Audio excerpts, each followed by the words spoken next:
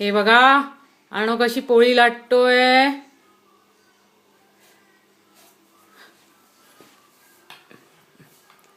नीट नीट हा नीट लाटायची. हा लाट. अजून मोठी गोल गोल कर तिला आता. हा तुटली ती पोळी. हा नीट.